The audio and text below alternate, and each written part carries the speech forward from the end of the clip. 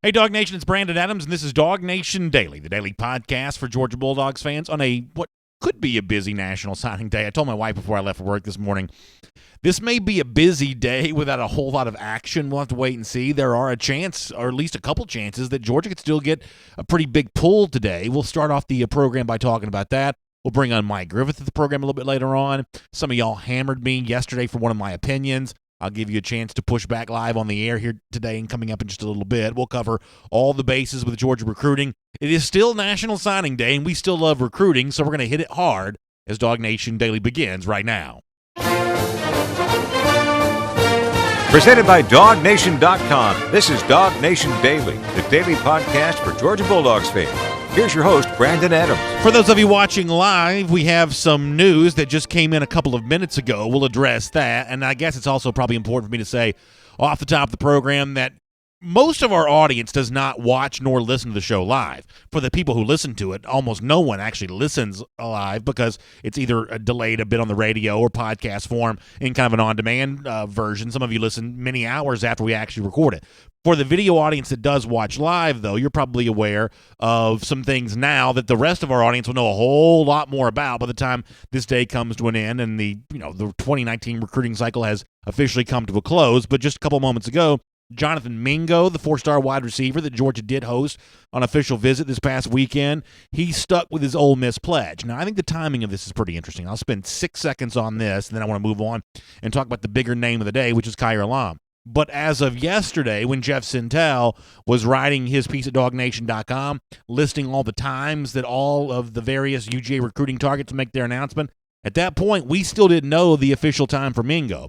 Now, listen, I'm probably guilty of reading too much into too many things, but I'm going to read into this a bit. That by Mingo delaying his announcement for when he'd make his announcement, by not being all that particular with what time he was making his announcement, it sounds like he could have been waiting to hear something from another school besides Ole Miss, and maybe he didn't hear what he wanted to hear. Honestly, that's speculation. I obviously don't know anything deeper on that, but the timing of all that with the Mingo situation does appear to be pretty interesting to me. He didn't know as of, I guess, yesterday what time he was going to make his announcement, and now kind of first thing in the morning there in Mississippi, he's popping up and maintaining his pledge to Ole Miss, staying that commitment. So one way or another, that's a four-star receiver that Georgia hosted, and he is going to stick with Ole Miss, and we will watch the rest of these stories and see how they play out here today on DawgNation Daily and Before the Hedges later on, and some Before the Hedges video specials. We're loaded and packed on the DawgNation video channels all day long. DawgNation.com, the website is too. Now, as we said before, the big name today that we're paying the most attention to because he has generated the most conversation around Georgia over the last couple of weeks is the four-star defensive back Kaiir Elam.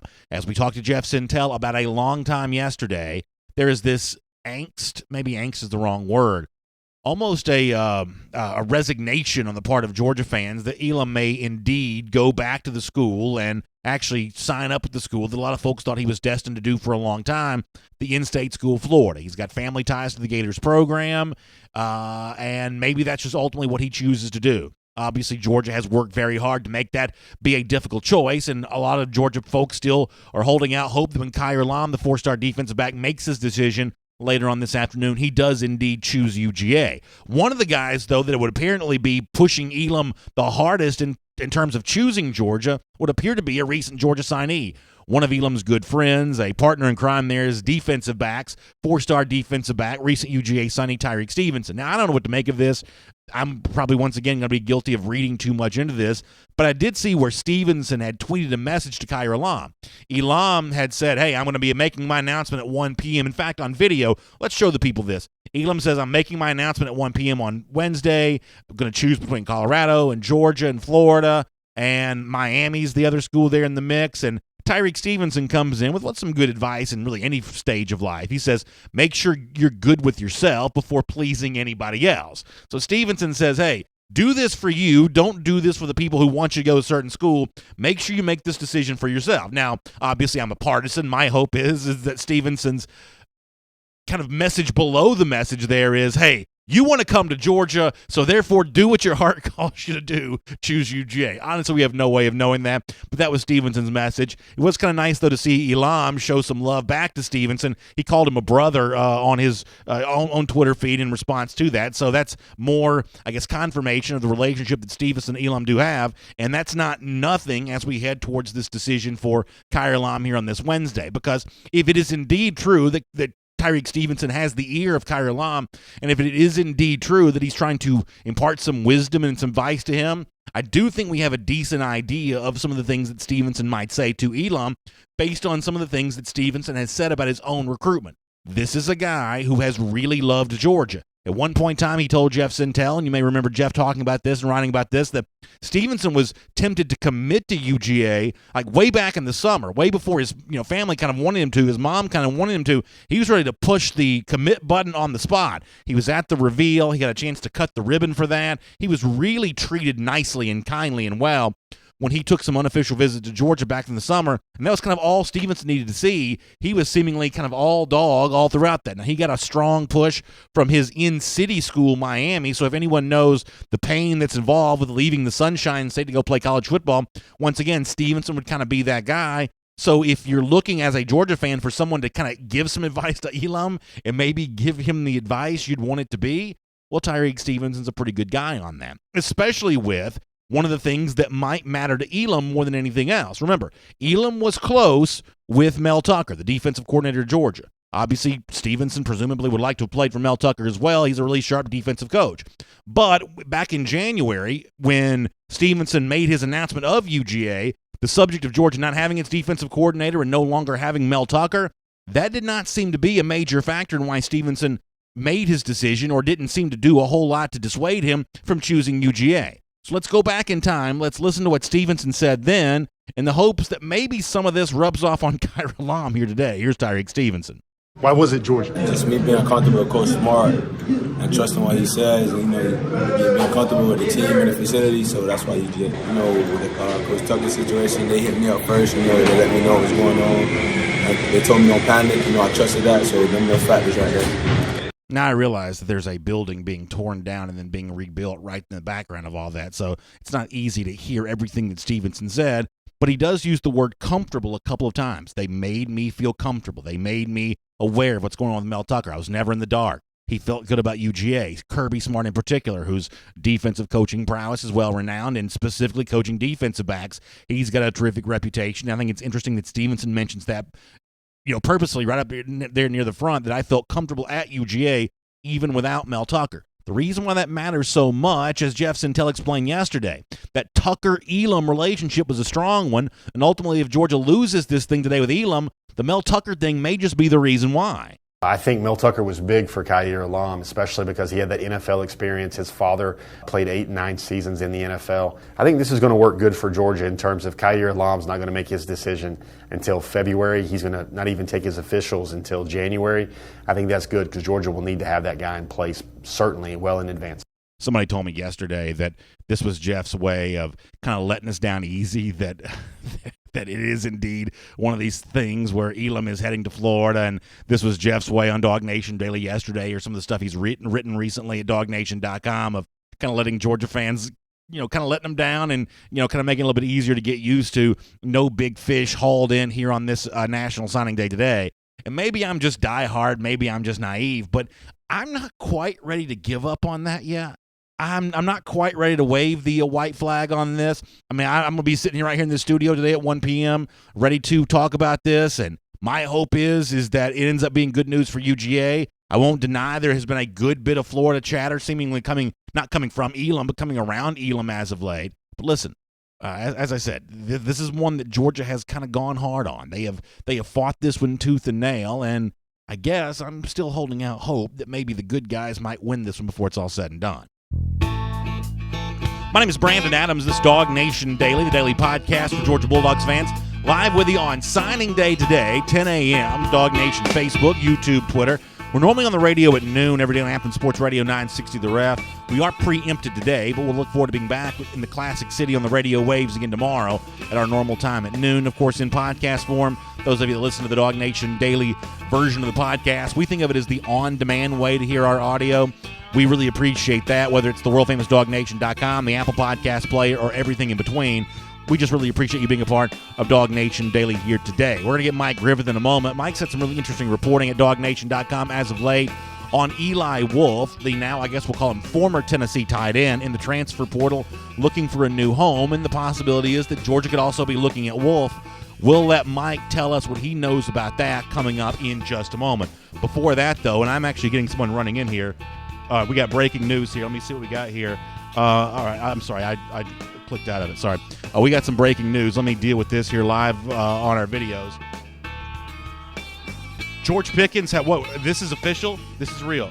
George Pickens has flipped to Georgia. As we're doing this live right now, George Pickens, the 5-star wide receiver, we're just finding out about this.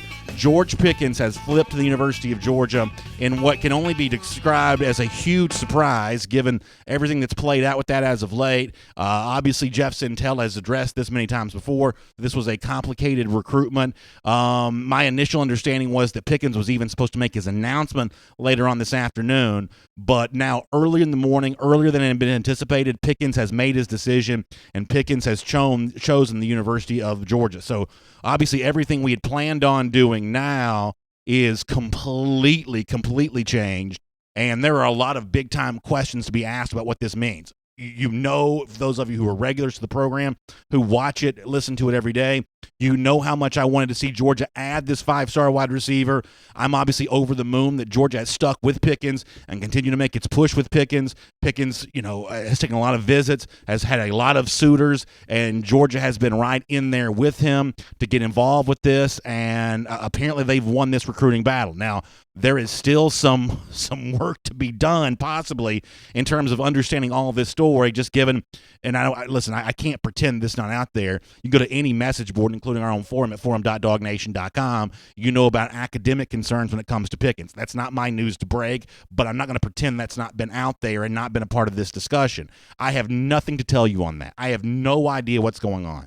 But here's the one thing I will tell you, is that Kirby Smart's not stupid. Kirby Smart would not be going down this road unless he had some sort of assurances that things were going to work out between UGA and Pickens. This is a game-changing wide receiver. This is the kind of wide receiver that puts Georgia into the business of doing offensively some of the things that we all think Georgia needs to do around here. The complement to what the Georgia running game is going to be, what the Georgia offensive line provides, what Jake Fromm is emerging into in this junior season, to go along with the addition of Dominic Blaylock, to go along with what we think is going to be a much better season from Demetrius Robertson.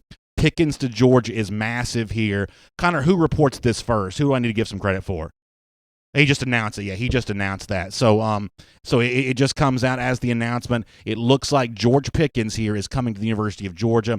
I don't know if this is one of those things where we can get Jeff on the phone in a few minutes. We'll talk to Mike Griffith here, but also maybe get Jeff on the phone here too to discuss some of this kind of stuff. This is a major late-breaking deal as George Pickens chooses the University of Georgia. In fact, such a big deal.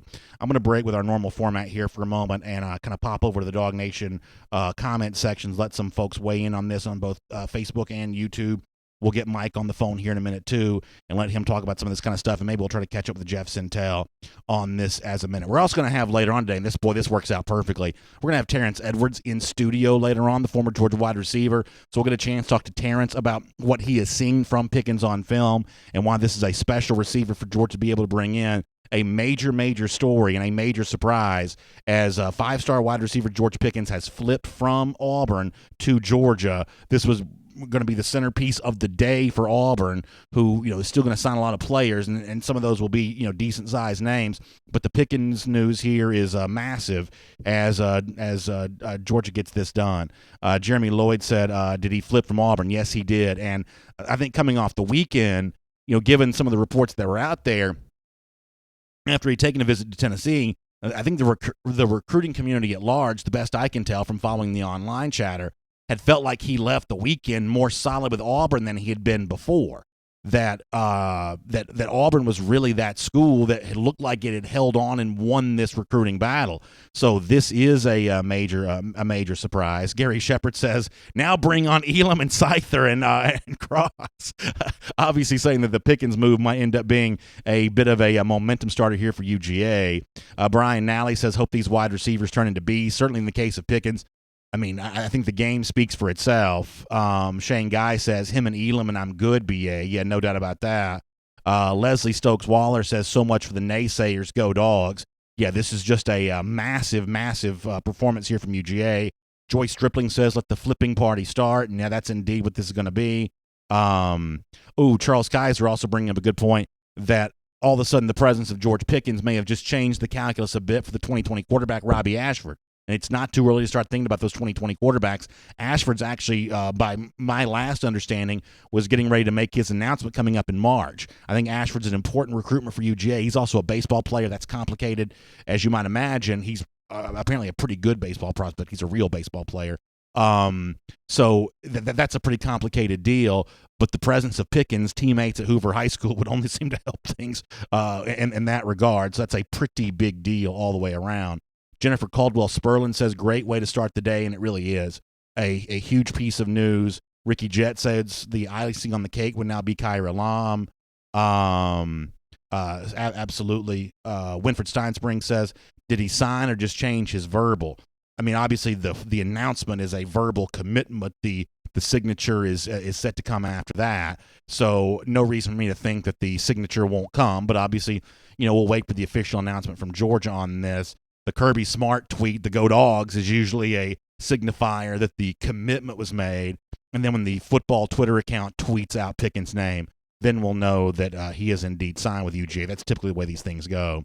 Trent Scarborough says, all smiles. Yeah, it really is. And I wish I could find the comment that first mentioned this.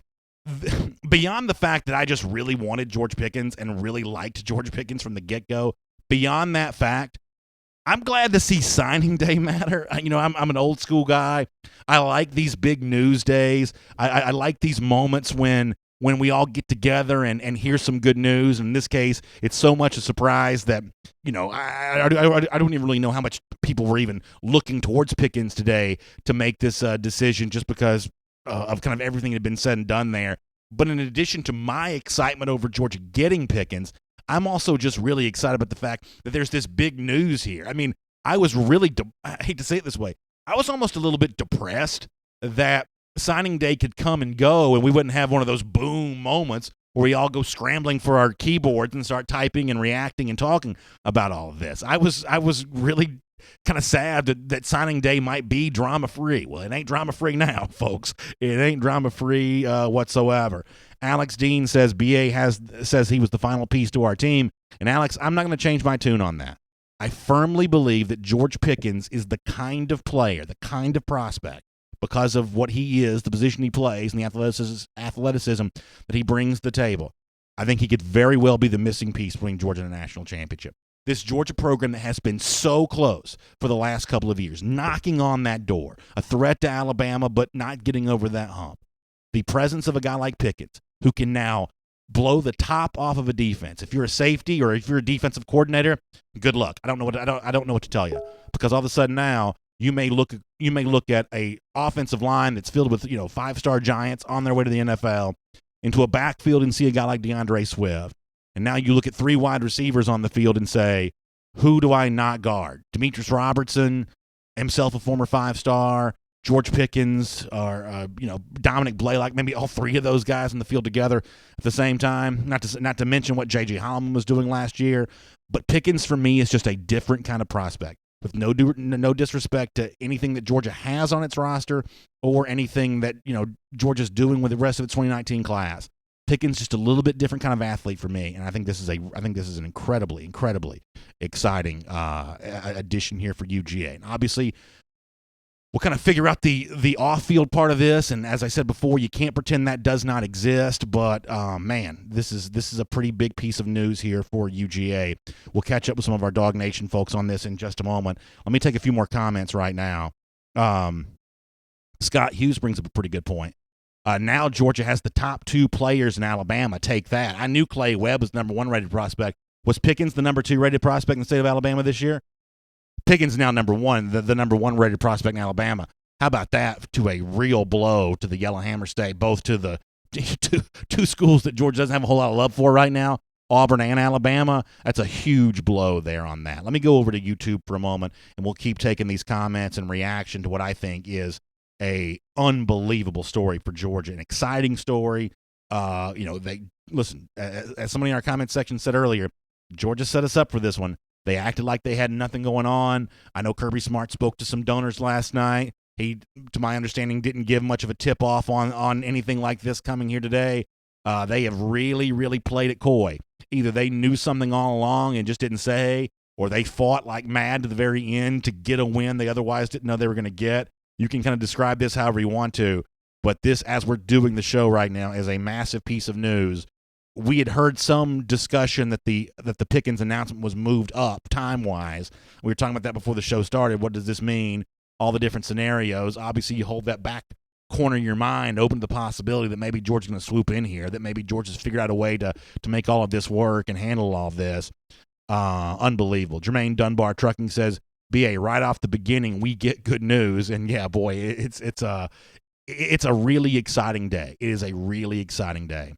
K9 Blue says, what's funny is Blaylock lost his 5-star because of Pickens picked up his 5-star, and now we have them both. And I do think that the Blaylock-Pickens tandem, I think, is a really interesting tandem with each other. Now, if you listen to a lot of folks around here, I know Connor Riley's made this point that he thinks that Blaylock's eventually going to be an outside receiver, but I know Pickens is an outside receiver. Can you imagine the difficulty of having both those guys on the same side of the field? And Blaylock working the inside, Pickens, going deep route on the outside. That is a really, really tough matchup. It's a really tough matchup. And it's almost like you kind of get to the point where, Blaylock, I know he's probably not quite as fast, but can do some of the things for Georgia that Jalen Waddle did for Alabama a year ago. This wide receiver core, I believe, was just massively upgraded by this. And I will, say once again that I know there are those rumors out there of, he's going to have a hard time with the academic stuff. As I said, I don't cover the academic beat. I don't know about school. I don't know about that kind of stuff, at least when it relates to George Pickens. I'm just going to assume that Georgia knows what it's doing here. I'm just going to assume that Kirby Smart's inside information on all of this is far greater than anything that you and I are going to be able to have, and that the real story, the as complicated as it might be, the actual facts on the ground, Kirby Smart's aware of, and you got to let him do what he's doing right now. GB2 says, this, along with our offensive line and running back, should lure a top quarterback in 2020. Yeah, it really should. And I think the 2020 quarterback recruiting is going to be one of the big stories. And all of a sudden now, this is, this is very much in that realm. And Jonathan Tucker says, Jake Fromm getting a chance to work with George Pickens, he's going to love that. Love that. Manuel Infante also brings up a really good point on YouTube, saying this kid's going to be a beast overall, but definitely in the red zone. And I agree with Manuel on that. I think it's one of the things that Georgia last year probably did not do well enough. And overall, we've kind of been down the road on Jim Chaney a good bit. I was less critical of Chaney than many of you were.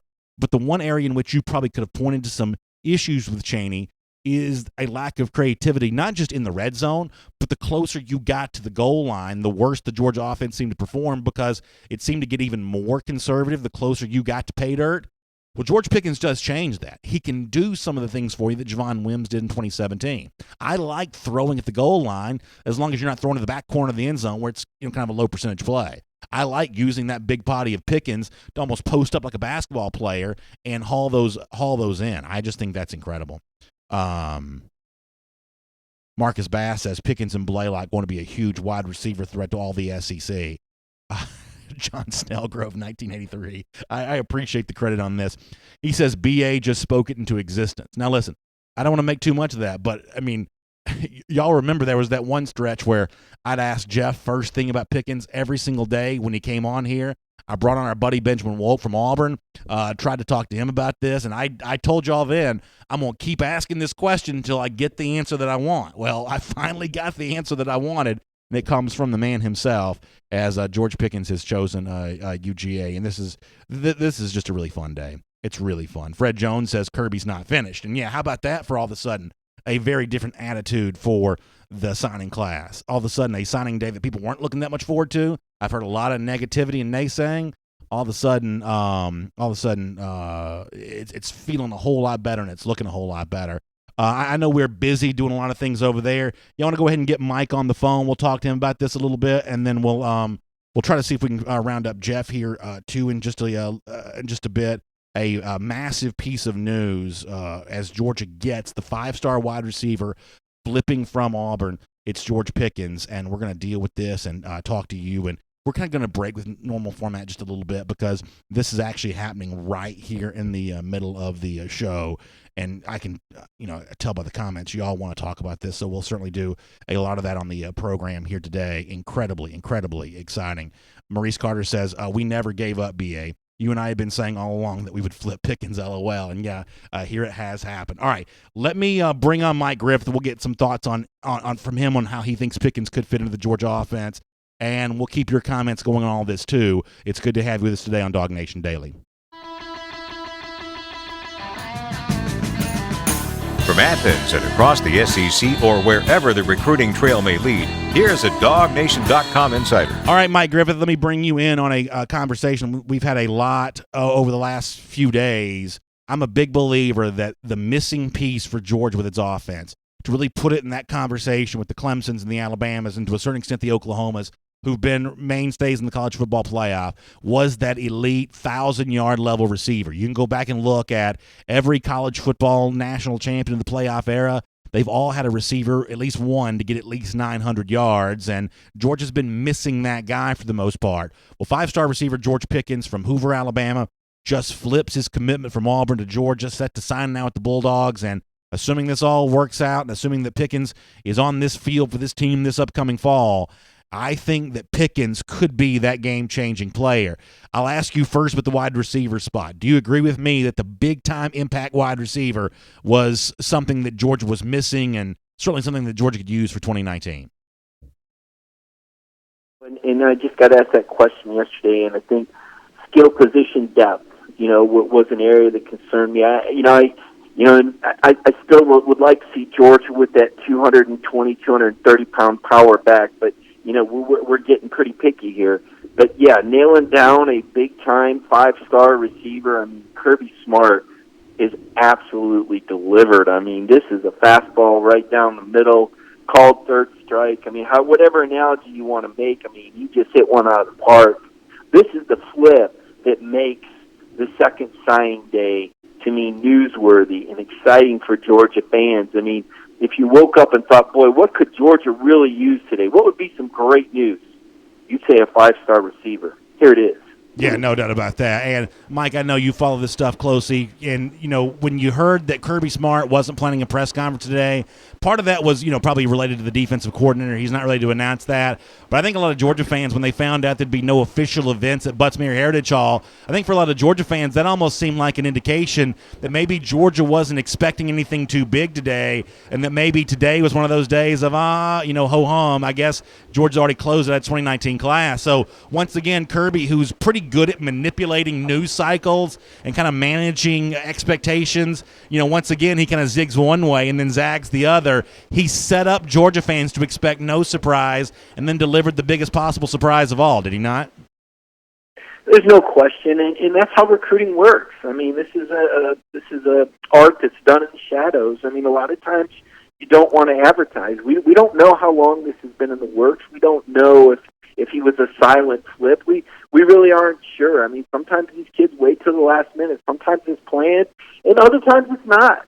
When I talked with you a few weeks ago about Dwan Mathis, here's a kid who, before going in to announce on early signing day between Ohio State and Georgia, talked to the Ohio State head coach and said, "Are you talking to Justin Fields?"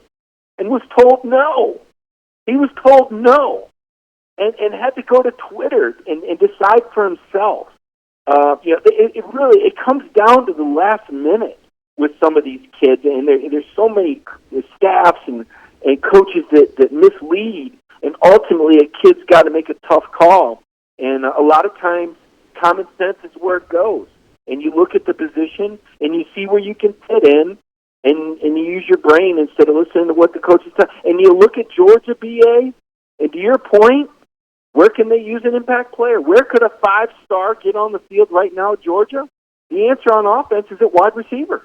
Yeah, I think you're right about that, Mike. And I won't ask you to do any kind of, specific commenting on any kind of academic rumors that might be out there, but I will obviously bring that up with you because that's what the, message board chatter has been. And Mike, I'm pretty sure you're going to join me in saying is that Kirby Smart knows way more about any of that stuff than any of us do. He knows the specific true facts on the ground, and Kirby Smart, I don't think, would be manipulating this situation or attempting to manipulate this situation if he didn't have a pretty good understanding of what's happening here. I think this is one of those things where if you're a fan, you've got to assume that whatever concerns may exist on the forum at forum.DawgNation.com, Kirby Smart's well beyond that with his true understanding of what Pickens' academic situation might be.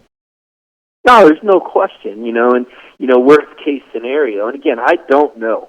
Just to be very clear, I have no information on the academic, none whatsoever. But playing it out, worst case scenario, you place the kid for a year and you get back a 5-star, and you plant a seed and a tree grows. Worst case scenario, I'm not even saying that's the scenario at all, because we're looking at a guy that clearly has the talent to make an immediate impact. Transcripts are what they are. There's a lot of recovery credit programs in place. A lot of it has to do with the student athlete, and his willingness and his ability to do what it takes. Obviously, not an early enrollee situation, I don't believe here, BA, but an impact guy, a worthy investment, I think so. And I just don't see a downside to this. I think this was a position, an itch that needed to be scratched, and George is showing, hey, there's still 5-star U. I mean, RBU, yes, but 5-star U. Meanwhile, I don't even know if Florida has a 5-star on their roster right now. You love the idea of that side-by-side comparison, what's going to be going on there. And you mentioned Florida. I mean, this is one of those things where a program like that's trying to build some recruiting momentum. Tennessee was hoping to celebrate some 5-star Wednesday. It may even get a chance to do that with Darnell Wright and maybe some other big names they may bring in. There's obviously this attempt to creep up on Georgia from some of these Georgia rivals. And, Mike, I don't mind telling you, I do this show every day. Georgia fans have been in a little bit of a bad mood now for a while. There is still the bad taste about the 2018 season ended and some of the confusion about the coaching searches and what's going on there. I mean, it's weird to say given all the success that Georgia's enjoyed, but, Mike, I kind of think that Georgia entered today really a fan base that needed some good news, and it kind of had sort of felt like it had been a while since we'd really raved the flag around here and celebrated some good news. And today, if Georgia hadn't gotten this, I'm not telling you it would have been the end of the world, but it would have been a little bit of an opportunity lost. So from my perspective, Mike, it's kind of nice to be a part of a fan base again today, and I'm watching all this unfold on our comment sections. It's kind of nice to watch this fan base today have something to celebrate again, because it sort of feels like it's been a minute since Georgia's had a chance to really get really excited about something. Yeah, no, I have. And listen, I've had limited contact with Kirby Smart, and here's what you know. Here's what you know about Kirby Smart, and because he's not out there and he's not talking and you don't see him, I understand how it's easy to forget. But Kirby's a guy that's not going to get beat twice, by a loss. And he said it last year after the national championship game. He wasn't going to get beat twice by that game. He's not going to get beat twice by the end of the season. Kirby is a guy that has his act together. Yes, he's had his hands full in this offseason. Let's be honest.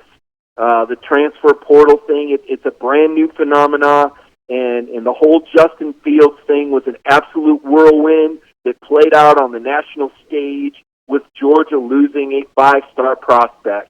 There's no positive way to spin it other than to say it's disappointing to think that Georgia will no longer have a 5-star backup quarterback. I don't know how realistic that was ever going to be even before the ease and the rules that were passed for transfers to be able to leave as easy as they can right now. So that was a bit of a downer. The Sugar Bowl was obviously a disappointing defeat. I don't take too much from that when your best linebacker, your best DB, and arguably your most important D lineman don't play. Don't put a whole lot of stock into that. But the SEC championship game was a disappointment. So to your point, there had been some disappointing things playing out.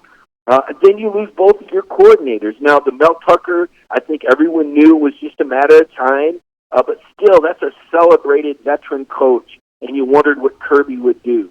We're still waiting for some sort of announcement. I can tell you that from a position coach standpoint, Charlton Warren is an absolute home run. I've seen this guy work. I know all about him.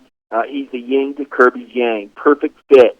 Just need to figure out who the coordinator. Offensive coordinator, a lot of tears weren't shed there.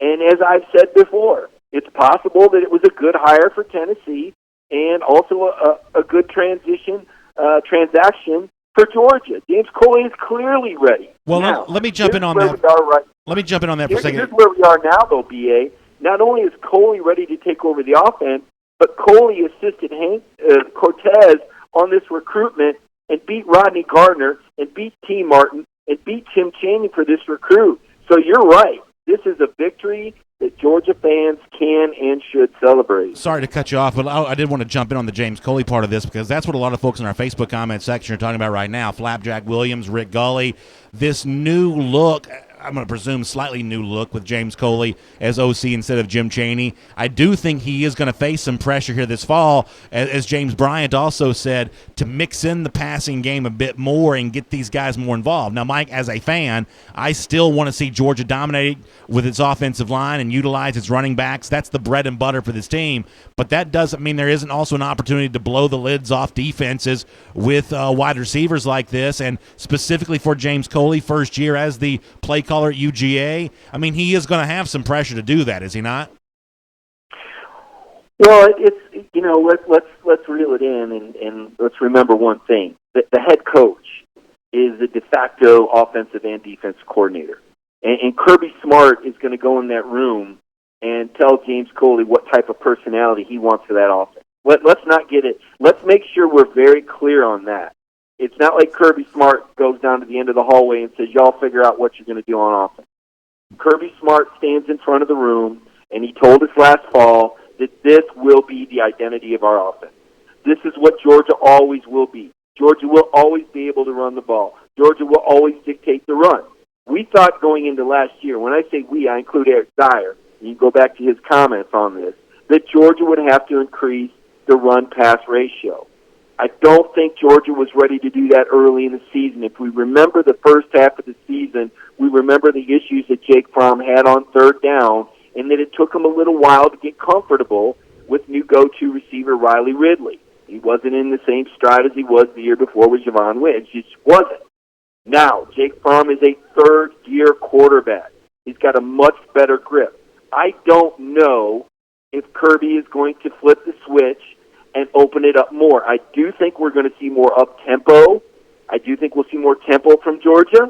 I think it would make sense when you look at the personnel that Georgia has to throw the ball more, especially when you consider the receiving ability of DeAndre Swift and James Cook out of the backfield.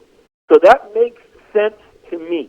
But ultimately, it comes down to what Kirby Smart wants. I think James Coley is completely capable of turning it up. Talking with Isaac Nauta 2 nights ago, Isaac believes there's going to be more of a wide-open offense. Now, that's just Isaac talking with me, right? It comes down to what the head coach wants. But if I had to bet, I would agree there will be more passing. I don't know if it's going to be wide open, but I do think we're going to see Georgia open it up and throw the football more this year than they have the past 2 seasons. Mike, we appreciate you spending some time with us. We'll look forward to reading a bunch from you at DawgNation.com. You had some great reporting on Eli Wolf earlier. That's going to be a fun story to watch in the days ahead as Georgia tries to figure out its depth at the tight end position. But we also appreciate you weighing in today on the big news of the moment. The 5-star wide receiver, George Pickens, has flipped from Auburn to UGA, and the Dogs get themselves a good one. Mike, thanks for your perspective on all of this. Appreciate it. Good stuff there from Mike Griffith. We've got some video, actually, I want to show you in just a moment. Connor Riley did a good job of capturing the video of Pickens and his announcement. We'll show that to you in just a moment. Let me get a couple comments from YouTube before we do Pickens' video coming up here in just a moment. First of all, Joe Self in the YouTube comment section brings up a really good point that all of a sudden the total score for Georgia's recruiting class is going to end up looking pretty interesting. I think mathematically it was going to be a pretty major hill to climb for Georgia to leap ahead of Alabama for the 24/7 Sports Composite #1. But in terms of the total score, well north of 300 now, this is going to end up being, I mean, a pretty historically good class in terms of the overall score, even if it doesn't quite rank as #1. So I think Joe brings up a really good point about that. Will Scott says, how much does Gus Malzahn hate Kirby Smart right now? Yeah, Will, you thought Malzahn hated Kirby back after that fake field goal deal in the second half against Auburn? That ain't nothing on the way he's probably feeling about this right now. And, for everything that Auburn will probably do today, they're going to sign a lot of guys in all likelihood and probably move back into the top 10 before it's all said and done. At least that's my assumption based on how the math's going to work out for them.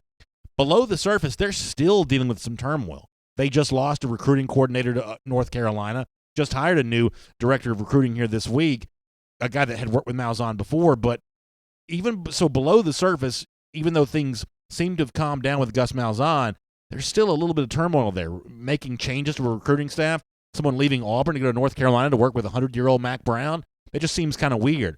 I do think that for Malzahn, who's on slippery turf there at Auburn, not getting George Pickens, I think that could put him in a bit of a precarious situation moving forward if that offense does not look to be in good shape, especially for how it could also impact the 2020 class as well. Something else that AM Fitness brought up. I told y'all on Friday that we drove to Athens on Thursday with an agenda. I try to be as very clear about that kind of stuff as I can. I wanted to talk to A.J. Green, but the wide receiver situation at UGA. And I wanted to find out from a guy who has done what all these guys want to do. Pickens and, Blaylock and anybody else that you want to mention.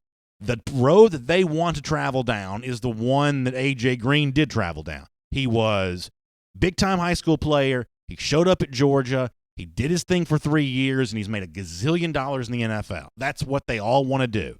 We asked A.J., A.J., can a receiver still do that at Georgia now, given the way this team runs the football and given the devotion this program has to the running back position? And A.J. Green said yes, because safeties are worried about something else. They're not going to bracket you. They can't do that because you're leaving too many other options open. They're just going to gash you with the running game. If you come over here and try to put multiple guys keying in on me, you're opening up another part of the field. And he said, absolutely, it ought to be the place that big-time 5-star receivers want to come. Well, AM Fitness says, whether he heard him say that or not, George Pickens has answered that call to say, sign me up to be the outside receiver and take big-time advantage of a program that's going to have a lot of offensive weapons and a lot of depth. That's a really cool thing to see. Now, video from earlier from Alabama, the state of Alabama. So we have WRBC TV able to bring this up. Here's George Pickens getting ready to make his announcement. This is not from Hoover High School, my understanding is. It looks like that's from a gym or something like that off campus. So Pickens being kind of flanked by the Hoover Buccaneers helmets, kind of a cool looking look there, getting ready to make his discussion, make his announcement. The hat comes out, and look at that. How about that, y'all? Come on now. Come on. Look at that Georgia hat. Look at that right there, and the smiles all around for him, as in somewhat surprising fashion, he has made the choice of the Georgia Bulldogs. Pretty impressive stuff there for George Pickens, making the choice of UGA. And just an incredible moment for this program as Pickens is in the fold here. And there'll be some complicated stories between now and by the time this all thing's said and done. I'm not going to pretend that it's not going to be. I'm not going to pretend there isn't, some stuff still left to know. I'm going to be very eager to read the stuff that Jeff Sintel writes about all of this. As I said before, I won't pretend that the academic rumors haven't been out there, but for me, that's all they are rumors, because none of us are, in the counselor's office at Hoover High School. We don't know what the transcripts look like. We don't know any of that kind of stuff. It's been such a big topic of conversation off the record. It'd be foolish for me to pretend that it doesn't exist right now, but it's also not my place to say one way or another how that's going to work out. As I said, Kirby Smart's got a limited number of scholarships. He knows what he's doing, and if this is the way that he wants to use one of his, I'm going to assume that he's got a pretty good plan for all of this, and we will see how that all that plays out here. So that's going to be a really, really interesting thing to see. All right, maybe can we try to get Jeff on the phone? Is he around? Can we try to get him on the phone? So he's riding right now, so he's kind of locked up, and he's covering all of this. We'll have him later on today for Before the Hedges. And I also said, want you to be aware of this, we're going to have Terrence Edwards in studio later on today, too. So that's going to be a great opportunity to react to what Pickens is as a player. We had a chance to talk to Terrence Edwards about all of that. So Kid liking the Georgia hat from Pickens. Yeah, I like that, the red bill on that. looking really good. Good stuff all the way around. So just terrific stuff.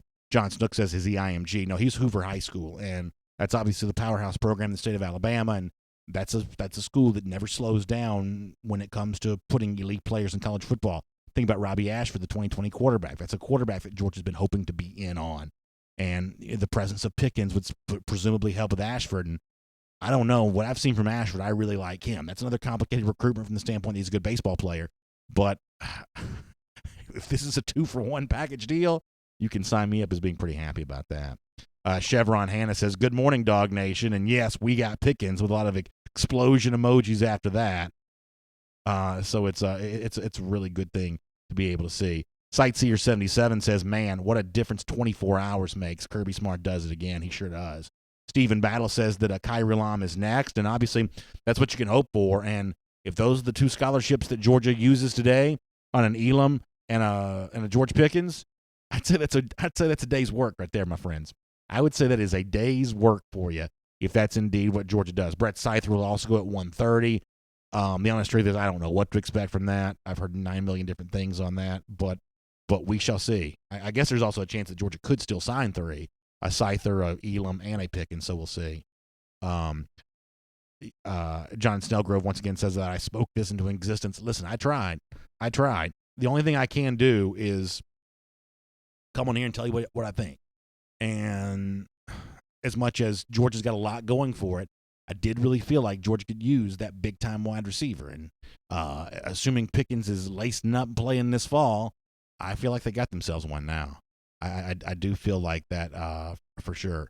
And Enrique Murillo says, B.A., who's your top choice now? Well, for me, it is Elam. I do want Elam. I feel like in any year, a cornerback of Elam's caliber, and I'm assuming that he is a true cornerback at the college level, you're going to want that guy no matter what. And to be this close to the finish line with Elam, it's just a lot easier to win this battle right now than it is to start fresh and new with somebody for a future recruiting cycle. So I'd love to see Georgia go ahead and stockpile that additional talent in its defensive secondary. Let me go back over to Facebook. I'll get a few more Facebook comments here, too. Really good stuff. John William Adams says, with the number 1 player in Bama, what was Pickens rated? John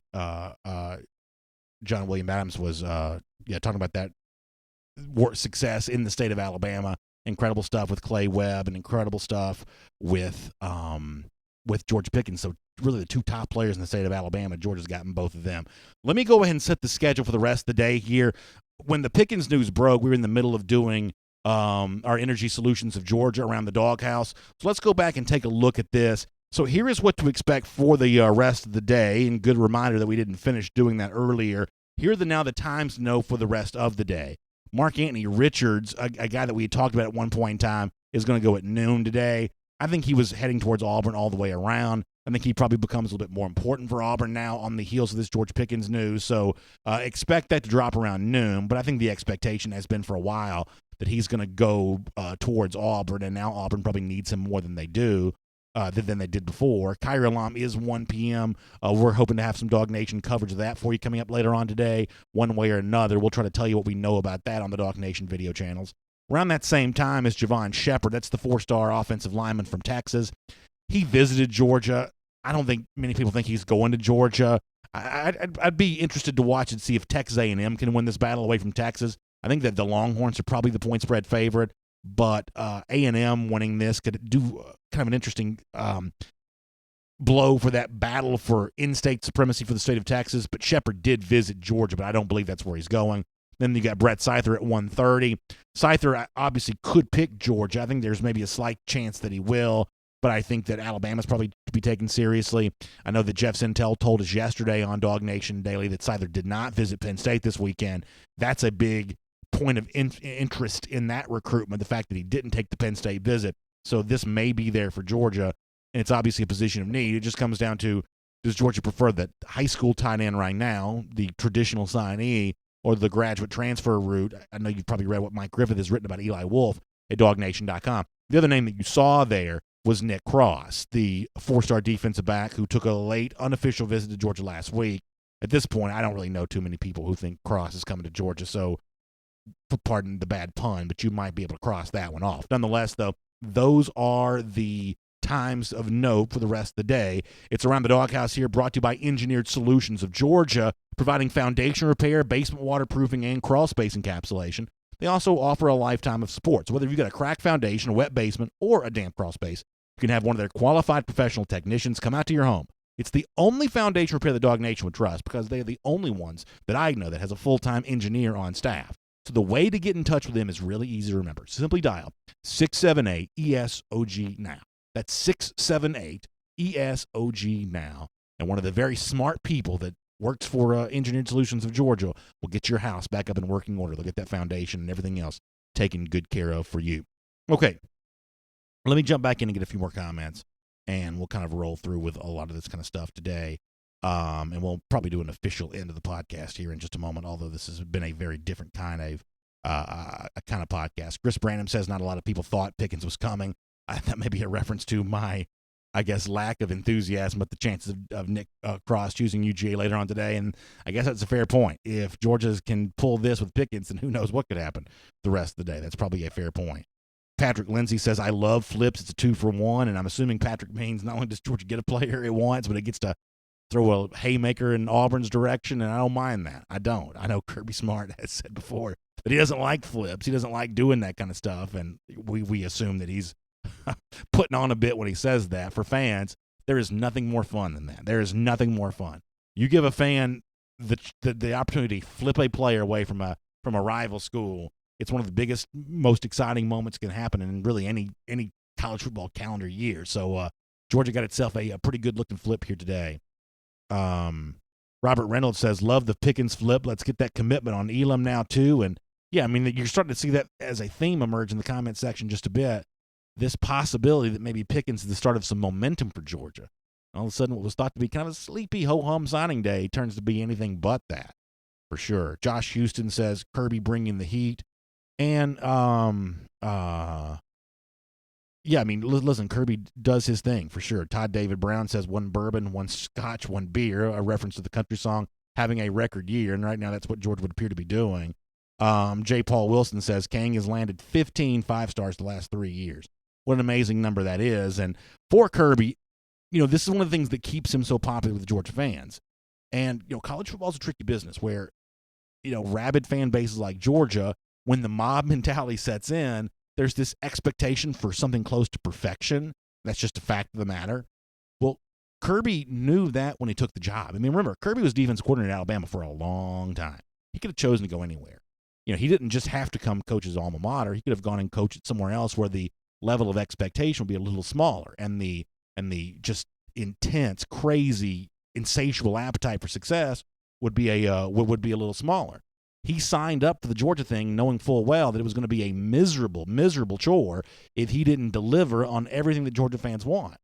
Well, so far, through 16, 17, 18, his fourth recruiting cycle here in 2019, so far he is just absolutely providing everything that Georgia fans have wanted, needed from a recruiting standpoint. You know, I remember a lot of years, no disrespect to any, predecessor, but a lot of years where, signing day was one of those things where you were hoping for that late flurry. You were hoping for that chance to get in with some action on a late guy, and it just didn't happen. That guy ended up going somewhere else. Well, now it's Georgia who provides the energy and the excitement in the late stage of the signing period. And that is a great, great thing to see. All right, so I was hoping we could catch up with Jeff Sintel. Looks like we're going to be able to do that right now. We don't have to worry about any kind of music or anything. We'll just bring on Jeff and get some thoughts from him quickly. I know he's busy. He wants to cover all this and get a lot of written stuff out. Jeff, I do appreciate you taking a minute, though, to join us by phone, as we're obviously trying to play catch-up on what is a great piece of news for us here. Obviously, tremendous excitement from the audience, from me, but the addition of five-star wide receiver George Pickens. What was your reaction to the news when it came out a little earlier this morning? Hey, Brandon, hope everybody's well. I guess everybody's excited. No bumper music. You're not even going to buy me dinner first, man. No, we're just going to jump right into it. So, first of all, this is one that surprises a lot of people. It surprises a lot of people close to Pickens and a lot of people that do this for a living. The second thing to think about there is I am told, this is new information, he is going to sign with Georgia. That's not just a commitment and wait on things academically. I am told he is going to sign with Georgia. So that will definitely be an issue where everybody will watch They will watch to see when Georgia tweets out a confirmation here, and they will also watch to see. It's going to be a storyline, guys.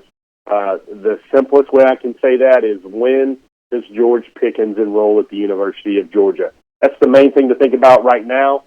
A lot of quick things to unpack. I know everybody's trying to get instant reaction coverage. The things to think about with Mr. Pickens right away is, looks like Georgia does get one of the prized receivers off Cam Newton's 7-on-17. It was just George Pickens and not Jaden Hazelwood. Another thing to think about is Georgia has went into the state of Alabama and taken both Clay Webb and George Pickens away from that hornet's nest of SEC West flagship schools. That's the number 1 and the number 2 players there out of Alabama. Now, this guy's big, about 6'4", 6'5", very fiery, very temperamental player. What he's going to give you is an incredible catch radius, a guy that's going to go up and get it, and he's going to give you all of that without maybe some true burner speed. He's about a 4.75, can go up and get the ball and can make great plays on the ball.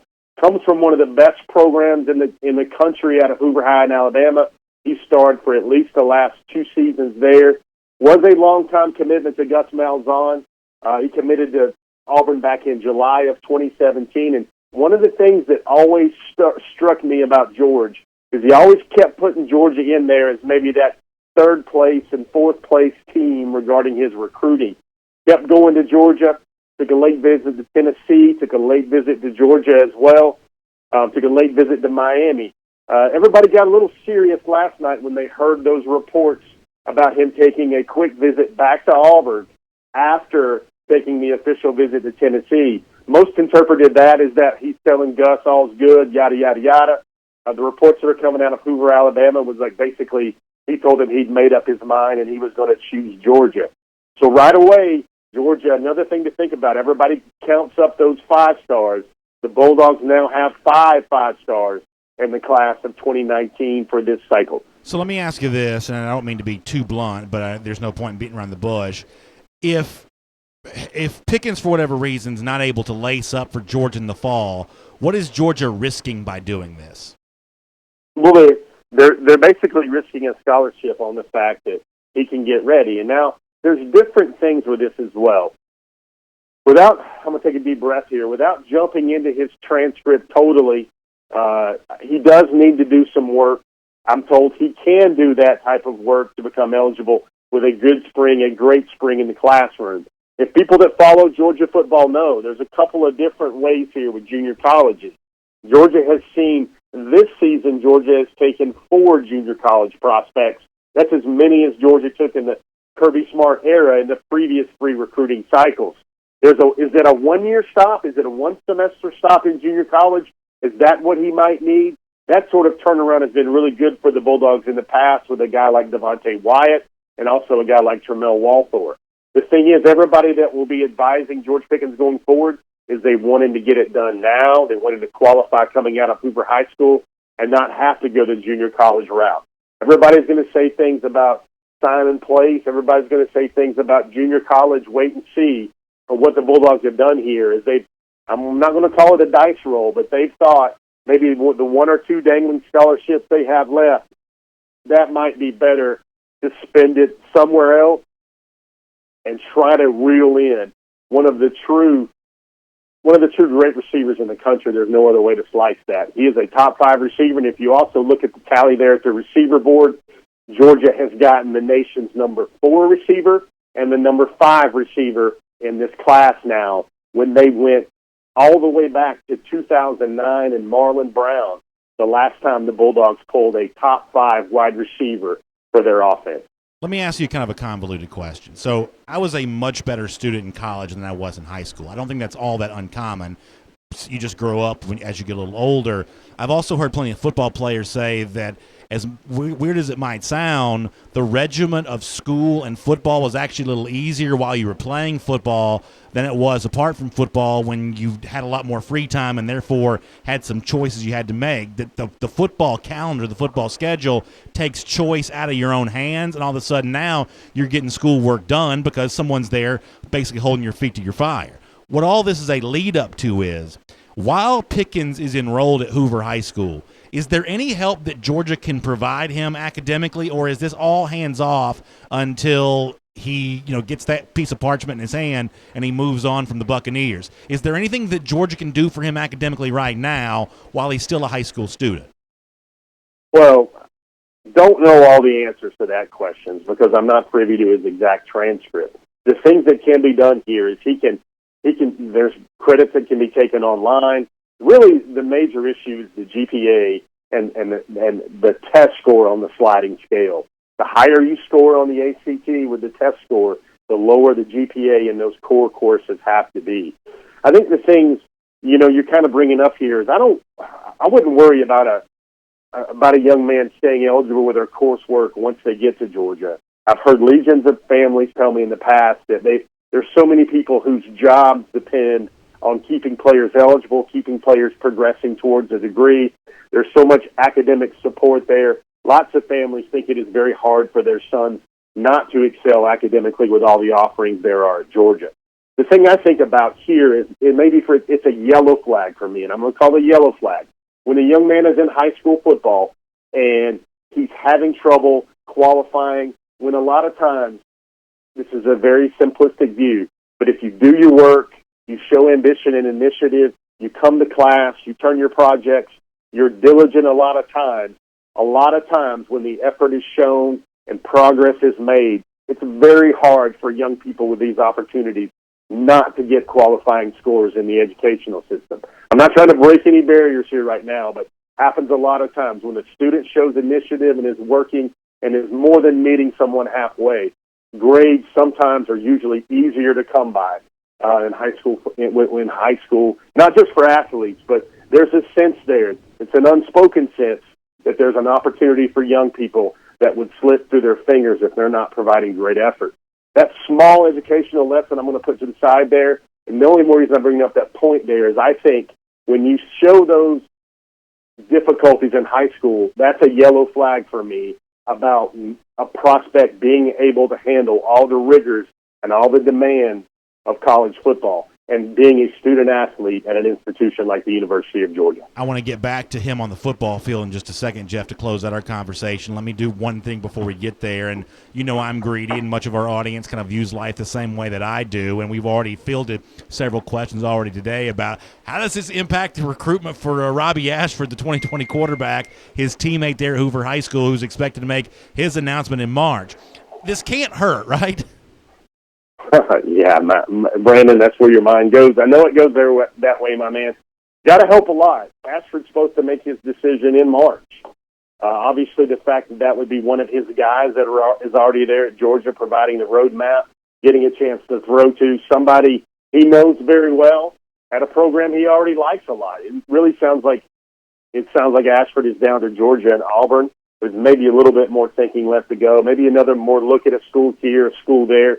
Ashford also really likes Clemson, but as we know, there's a talented five-star passer in the state of California that is also making some pretty good Brandon Adams five-star prospect googly eyes towards Clemson as well. Yeah, that's a really good point. So let me finish up with this, Jeff, and obviously we'll get a chance to read a lot from you on this at DawgNation.com and hear you more on this subject today on Before the Hedges, presented by Kroger a little bit later on this afternoon. But we've been watching a lot of the film of George Pickens on video today, and I've obviously watched this film a lot in the past.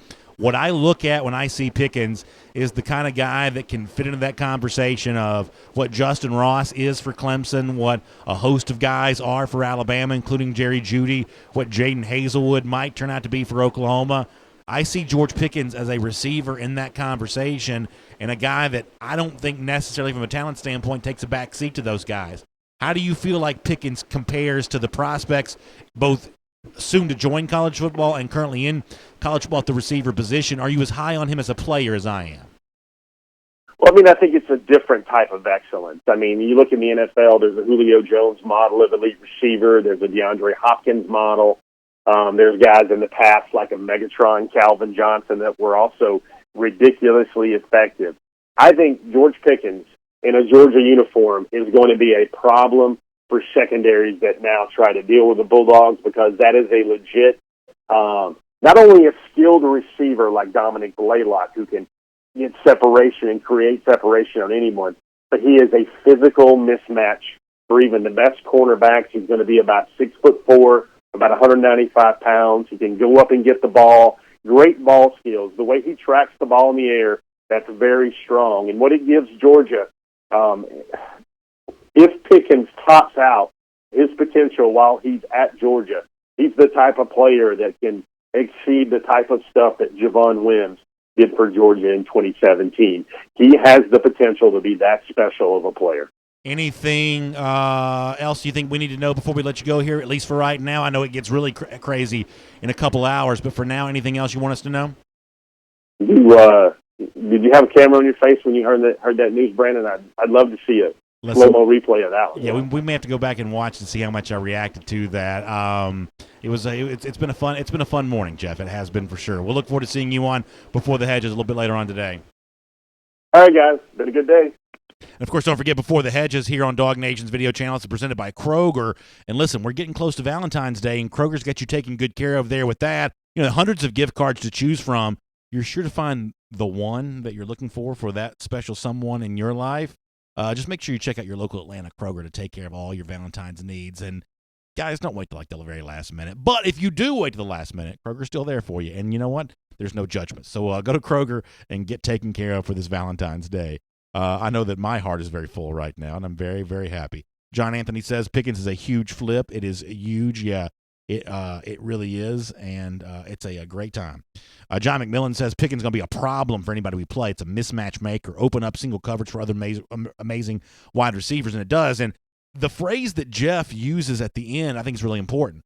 No disrespect to other players, but there is just something different, and Blaylock's this way too. When you are a skilled, trained wide receiver, because if you watch the NFL, especially if you watch these X's and O's, like breakdowns and stuff, what constitutes being open for an NFL wide receiver is not the same thing it is in high school and college. It's more about how you turn your body and the crispness with the way that you run your route, the timing for which you break towards the ball. That's what open is in the NFL. And so the guys who are trained as receivers are also going to just function better in that role in college too. So this is not about, hey, go out and find me a 5-star athlete and let's let Georgia teach him to be a wide receiver. Sometimes that works, and for Georgia, a couple times that's worked pretty well. But your biggest impact is going to be when you take someone who's grown up playing that position. This is wide receivers, not just about athleticism. It's also about skill. It's not just how fast you run, it's the way you run. It's not just your ability to catch the ball, but it's your ability to put yourself in a position to catch the ball. And there's something about being trained as a receiver that just really gives you that chance. That's what I like about Blaylock, and it's what I like about now George Pickens. These are trained receivers. Now, Jeff does not sugarcoat the other issues, and I'm fine with that, y'all. Scared money does not make money. And in this case, I'm gonna roll the dice with this a little bit. I'm going to assume that Kirby Smart knows what he's doing, and I'm going to, you know what? I'm going to assume this is all going to work out. What other choice do I have at this point in time? All right, so we'll do a couple more comments, and we'll get ready to get out of here. In fact, let's go ahead and do the official podcast close, and then we'll kind of take some comments the way that we typically do for a couple of minutes here. So let's wrap up the show and get ready to say goodbye to folks today, because on a day like this, you kind of got to make sure you do the Gatorade updater. Florida fans, they're already feeling good about themselves. They flipped Chris Bogle from Alabama a little earlier today. They got their eye on Kaiir Elam later on today. We'll see how that goes. But it's important to remember that Georgia does not stay down for long. And whatever Georgia was over the last couple of weeks, sometimes not always super excited fan base around here, that has kind of changed today. Georgia goes out and get itself a 5-star receiver, extending the gap that it already has with its SEC East rivals, Florida included. And that's a great time to remind you, many of you Gator haters just like me, it's now been 830 days since those lousy, stinking Gators have had anything to brag about when it comes to UGA.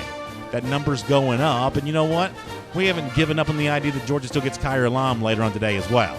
We'll see, in one way or another. We'll be back tomorrow to talk to you right here on DawgNation Daily. And on video, we'll take a few more comments here and get some thoughts from you on kind of where everything is. Obviously, really exciting day. Justin Dallas says, I hope he's able to enroll. And you know, anytime you extend one of these recruiting offers, you're putting some faith in a process that you can't completely control. I mean, all of this stuff is somewhat undeterminable. I mean, if it's not whatever issue Pickens might be dealing with, it's some sort of injury for somebody else, or, sometimes the want to for other players is just not there. I mean, nothing's a certain, nothing's a given. If you recruited from a place of fear of, oh gosh, I can't extend a scholarship offer to someone unless I'm sure they're going to say yes, and unless I'm sure they're going to be exactly what I think they're going to be, those kinds of assurances typically come from players whose ceilings aren't anywhere near as high as George Pickens is. And I'm just fine with that. As I said before, scared money does not make money. And, Georgia recruiting from a position of strength means that you can kind of roll the dice a little bit. If you're, a program a little farther down the trough, Florida, for instance, they need players to play right away. Tennessee still needs players to play right away. Programs like that, you would think, well, they're the ones that ought to be taking the biggest risk. But the truth is, they got to make sure they get something for the scholarships they have. Georgia is looking to go all in a couple instances to really go out and get that missing piece. So I can't promise you this is going to 100% work out the way that we all want it to, but I can promise you it was a move worth taking for right now. And Kirby Smart wouldn't be doing this if he didn't know something about what was going on. Kevin Chapman says Pickens is that wide receiver that could line up and close like a tight end, like Nada was the tight end that could line up out wide. Yeah, I mean, I just think that size really matters. Steve Schiavini says, I think Pickens is going to be fine when he sees what's ahead of him. Yeah, I just think that he's got so much to earn here. I mean, this is – listen, I was young once too, and until you know what you're playing for, you kind of don't play as hard as you want to. And I don't mean just football. I mean life in general. I mean, there are a lot of us that kind of drifted through our 18, 19, 20-year-old time not really knowing what we want to do in life. Then all of a sudden you get an opportunity and say, oh, you mean this is what I could do for a living, or this is what, life could be like for me, 5-10 years down the road? All of a sudden you find a reservoir of motivation you didn't have before. So if that's Pickens' story, he would not be the first young man, many of our audience included, host possibly included, to go down a path like that. Corey Zane Jordan says, the good thing about all this is how much more space will our great running backs have. Imagine the lanes, loving the dynamic this guy will bring. Yeah, I totally agree. You're 100% right that all of this stuff, offensively speaking, is just complementary. That running backs, offensive linemen, quarterbacks ought to complement wide receivers, and wide receivers ought to be able to do the same thing. And it has been a little easy to play against Georgia, easier than it should have been. I've heard this criticism from some people that why is Georgia not throwing more deep when it's obvious they have single coverage on a wide receiver? That they're not doing that enough. You can go back and point to some specific games where Georgia didn't do that this year, and it just seemed too conservative. It seemed inexplicably conservative. Well, Kirby's talked before about he wants, and he said this about tight ends, but it's probably also relevant for wide receivers too, to be the kind of matchup nightmare that is really worthy of getting that ball thrown to in those man-covered situations. And Pickens is going to be that guy. Pickens is going to be that guy. Matt Rugavina says, who needs grace in high school, a school in Georgia, which Georgia famously has not done very well in, when you can just pluck anybody from Alabama that you want? That's pretty good. That's pretty good, Matt. Zach Smith says the Pickens thing is huge for our chances with Robbie Ashford next year. Getting Pickens is pretty much a double win, and I don't think the Ashford part of this is insignificant at all. I do think it probably helps Georgia with him. We saw, I don't mean to bring up names that y'all are tired of talking about, but the way that Fields and Hazelwood were close with each other before.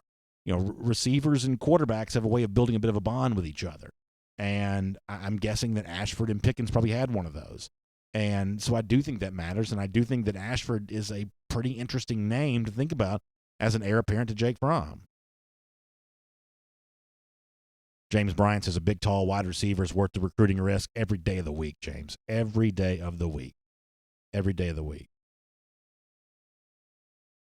Trey Duke says, hope he can play. So who are the other receivers? Tommy Bush, Blaylock starting this year, D-Rob get a role. I could definitely see Robertson having more of a role this season.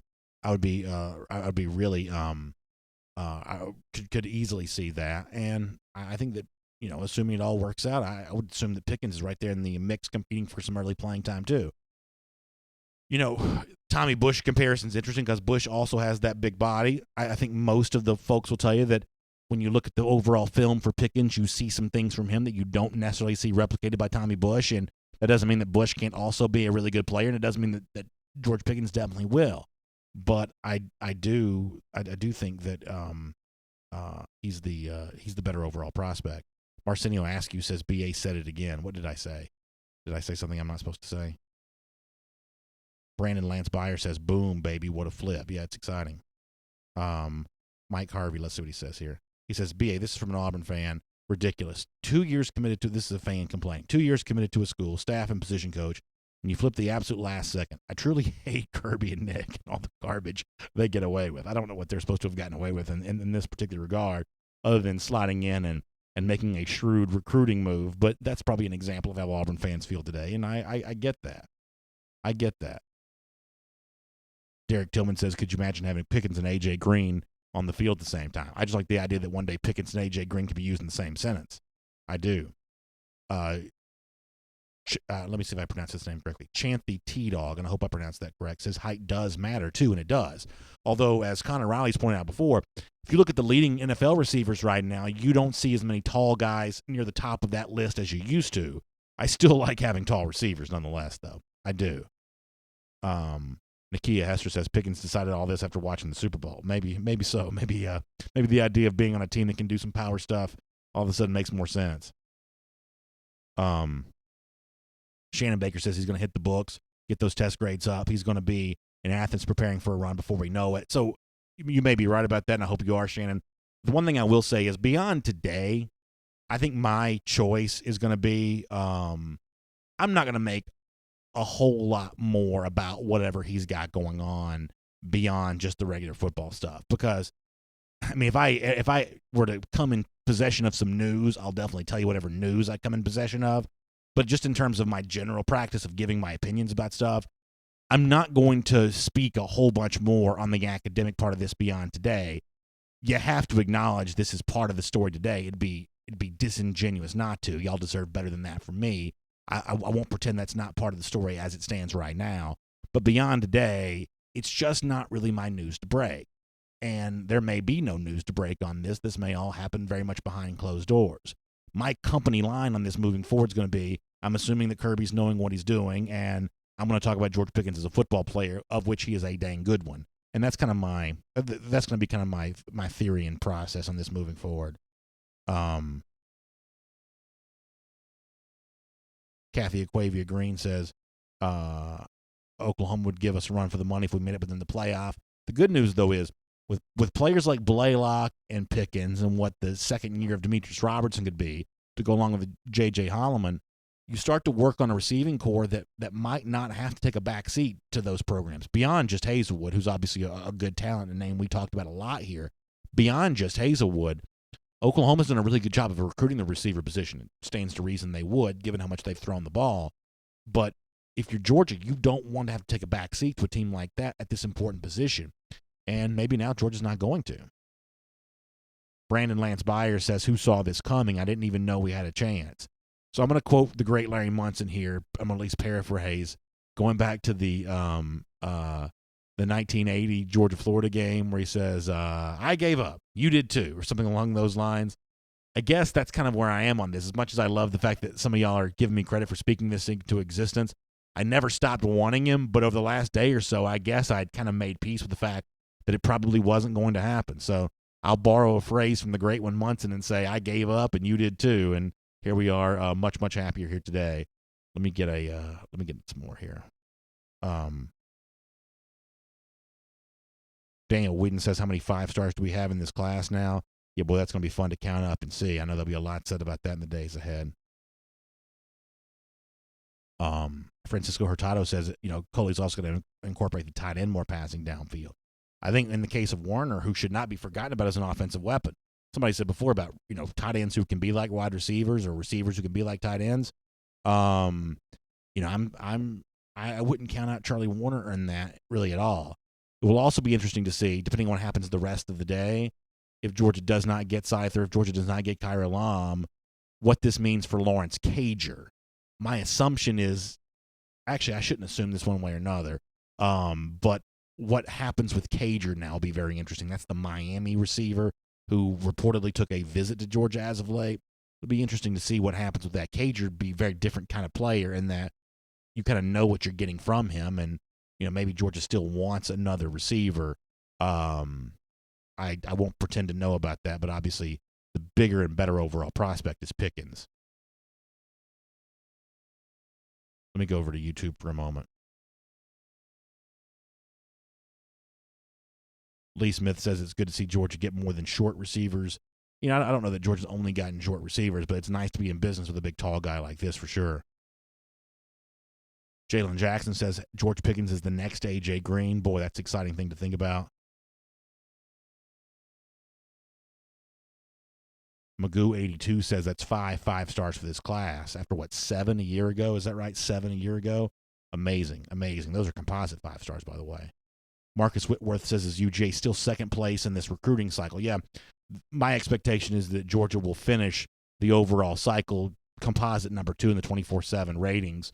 As we said yesterday, there was this weird mathematical needle that Georgia could thread that could have gotten it into the number 1 ranking, but that was going to require, basically an apocalypse in Alabama of them not only dealing with decommits, but also not getting anyone. Now, they did get a big decommit earlier with Chris Bogle, so mathematically Georgia moves a little closer just by subtracting Bogle from Alabama and adding Pickens to Georgia.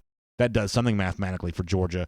But what it might actually be more interesting than how Georgia compares to Alabama this year, it's how Georgia compares with its 2019 class to any class of all time. I mean, how many maybe Connor Ronnick can join us for a minute. I mean, given what Georgia's expected to do here, 300-plus points from the 24/7, I mean, this is a pretty historically good class, certainly by Georgia standards, and really by virtually anybody in the modern. I mean, how frequently do teams produce more recruiting talent than what Georgia's going to produce for its 2019 class? Justin Tull actually wrote about this yesterday, and this was before the Pickens commitment. In 3 different years in the sort of recruiting era that we're in now, Georgia's class would have finished number 1 overall. And as I pull up the team rankings here and fill time a little bit, it's worth mentioning last year's Alabama class came in at around 281 points. Yeah. Georgia, with the addition of Pickens right now, is at 308. 308 is I've told y'all before, I don't really crunch the numbers and the scores very well. That's not Alabama had 289 last year, so Georgia is a good 20 points better. Right. Yeah, so that's not really my deal. But even I know that 308 is an obscene score. And this is not me trying to sugarcoat this, because if Georgia doesn't get Elam later on today, I'm going to be disappointed. I've already told y'all that. So I'm not here to pass out lollipops. But 308 is an amazing score. And really, as much as I love seeing Georgia be number 1 in recruiting, I think it's just kind of cool to have a 1 next to your name. We've got some breaking news. Georgia just made it official. George Pickens has, in fact, signed with Georgia. Okay, so that the bat signal goes out from the official Georgia folks here that he has signed. Now, Dapper Dan asked about this earlier.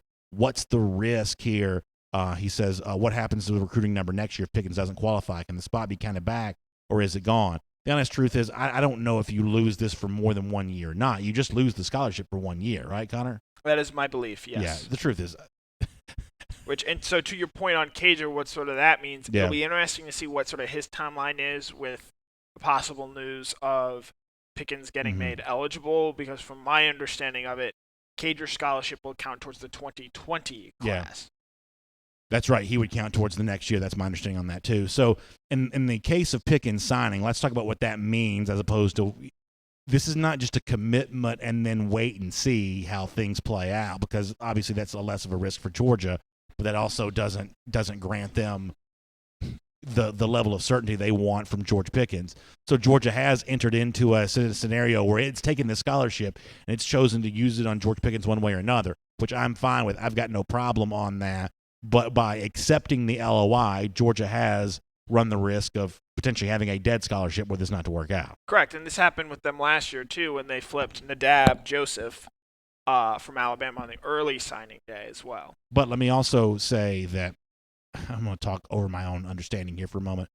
But by signing him and getting that letter of intent, Georgia may have better sway over now this is obviously a lot of speculation.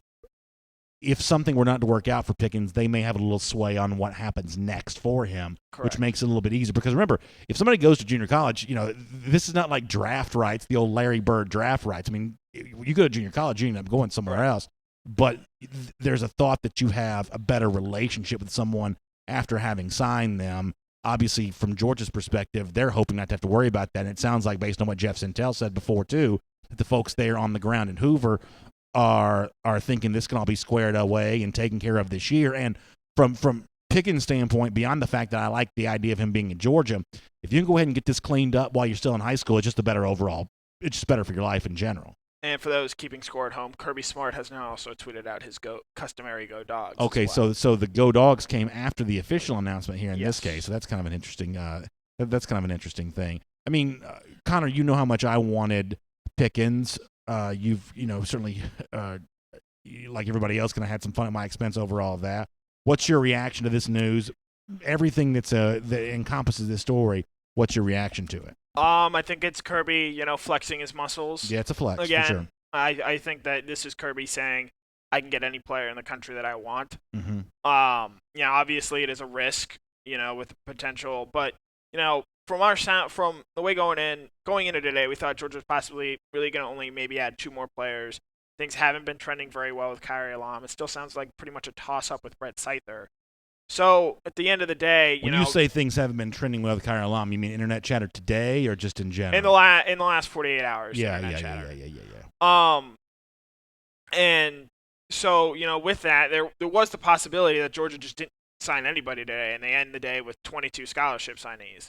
Now, it's interesting where if Pickens doesn't qualify, I think where this may end up coming back to bite Georgia is Georgia's not going to have a very big class next year. They only have 14 seniors now. Obviously, they'll have guys going to the draft, certainly with Andrew Thomas, DeAndre Swift at the very least, and then your regular attrition that comes with college football.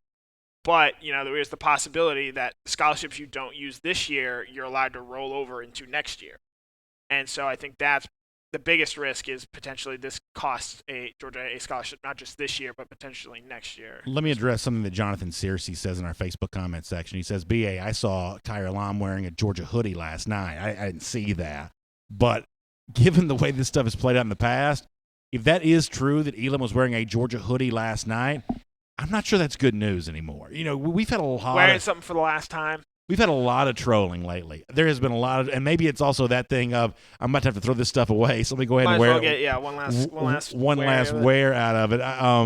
But it just seems like we've had a lot of this as of late, where recruits are so intent on surprising people that they've now created the least surprising thing of all, of the obvious swerve when you go one way only to go the other way on the actual day of your announcement. So if Elam was wearing the Georgia gear last night, as one of our commenters said, I don't know that I would take that as great news right now. I'm not telling you I'd want to see him decked out in orange and blue either, but I mean, look no further than Owen Popo, who is dressed like Harry Dog, walking the streets of Grayson, Georgia, a day before he chose to Auburn. He is head to toe in Georgia gear the day before he chose Georgia, so I'm not quite sure what that means, if anything. Auburn signed Charles Moore. It was that's something a big we were talking about earlier. Let me tell you something. Here's a sneaky, interesting story about Auburn, and at some point in time, we may talk a little bit about this, although not a ton because nobody cares. They have recruited the state of Mississippi exceptionally well. I forgot if you told me this on the air or off the air about how deep the state of Mississippi has been. Fifth most blue chip commits or recruits in the 2019 cycle. That's 4 or 5 star players. Mississippi's the 5th most in the country from a population standpoint. It's nowhere near that.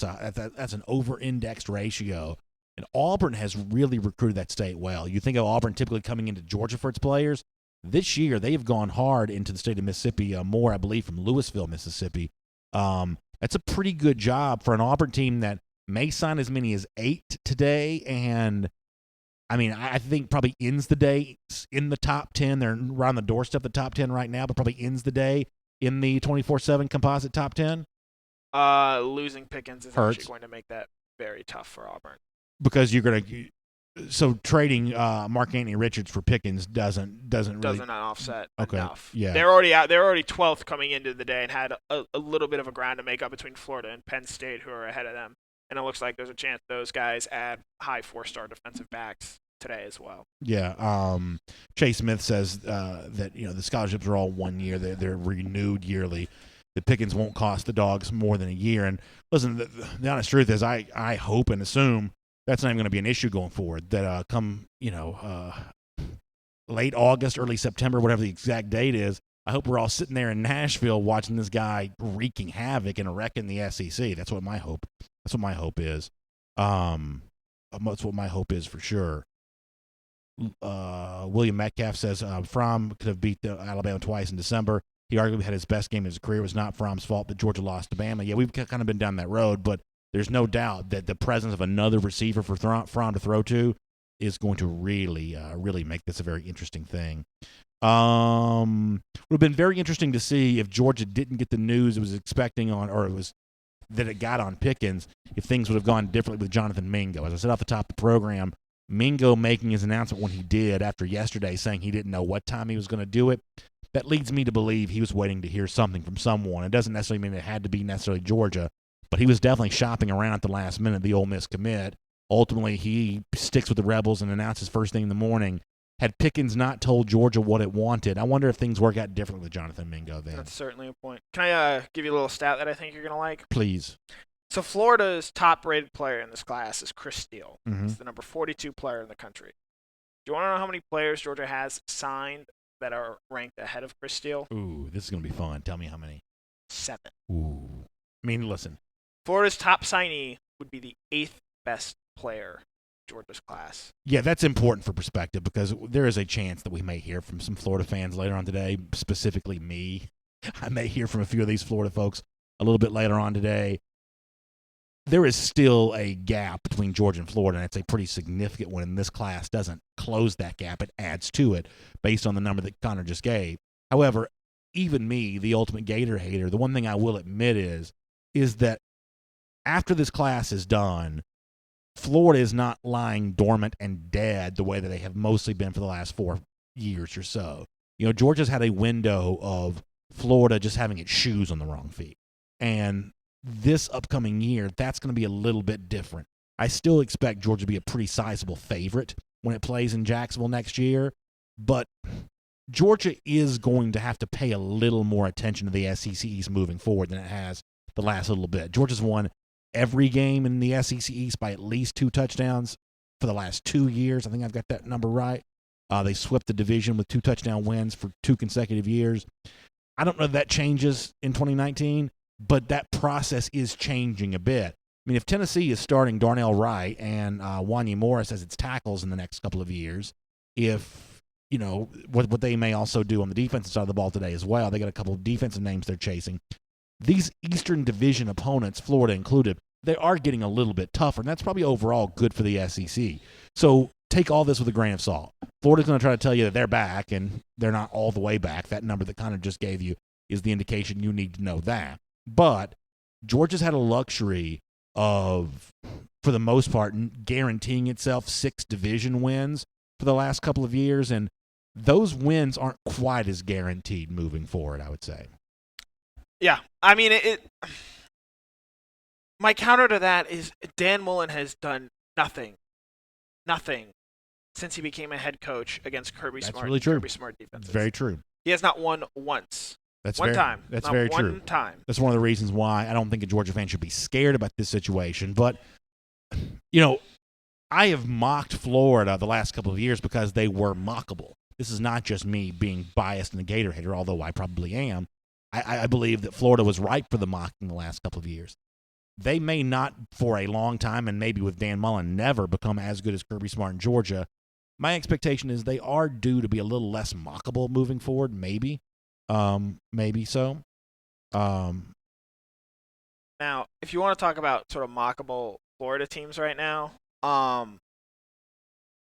Florida State, SEC Fan 13 yesterday said they were a tire fire. Yeah. It looks like Florida State missed out on a quarterback prospect that they were really hoping to get. He actually ends up going to Maryland with Mike Loxley. And Josh Newberg brings up the point that Florida State has signed 0 quarterbacks. 0. None. in the last 2 signing classes, and they might be the first Power 5 team ever to not sign one quarterback in the first 2 classes. They're That's not amazing. looking very. That's really bad, especially for Willie Taggart, who's sort of regarded as an offensive guru of sorts. That is a very tough look. That is for Florida State. Not good. And it'd be very interesting to see what Florida was doing from a recruiting standpoint. Now, we're not talking about quarterbacks yet with Florida, but a lot of what they're able to do in recruiting is on the basis of the fact that Florida State right now is just not even trying, and Miami is rebooting its coaching staff and bringing in Manny Diaz. So the Sunshine State's not going to stay as accessible for Florida as it is right now. I mean, the state at University of Florida. So that decrepit state of the Florida State program does help Florida a bit. That's probably worth paying close attention to. All right, we're going to get ready to go. We are back on video today. As I said, we're going to have Terrence Edwards for a special broadcast later on. And boy, won't it be fun to talk to him about George Pickens now. That's going to be great. We will also have Before the Hedges presented by Kroger at 3 p.m. this afternoon. So we're busy. We're all over all of this, and it's already been a surprising piece of good news for Georgia once today, and who's to say that's not done, and more to come before the day is done. We will talk to you then, and thanks for being with us as always right here on DawgNation Daily.